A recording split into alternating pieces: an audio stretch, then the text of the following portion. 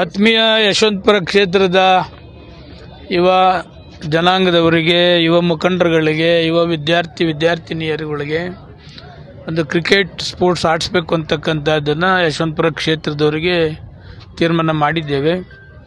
ಸುಮಾರು 200 ಜನರಿಗೆ ಆಡತಕ್ಕಂಥ ಅವಕಾಶವನ್ನು ಕೂಡ ಕಲ್ಪಿಸಿದ್ದೇವೆ.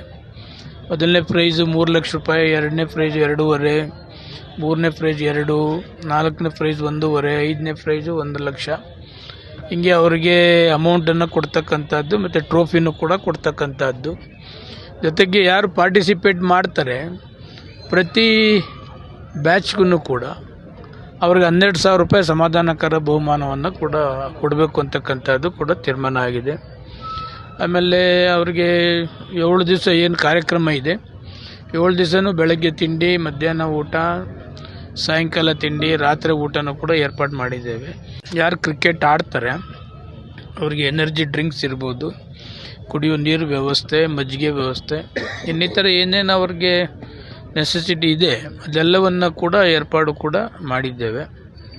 ಇವತ್ತು ಲಾಸ್ಟ್ ಕೂಡ ಇದೆ, 6 ಗಂಟೆ ಒಳಗಡೆ ನೋಂದಣಿ ಮಾಡ್ಕೋಬೇಕು. ಇದುವರೆಗೂ ಸುಮಾರು 119 ಬ್ಯಾಚ್ನವರು ಎಂಟ್ರಿ ಮಾಡಿ ನೋಂದಣಿ ಮಾಡಿಸಿದ್ದಾರೆ.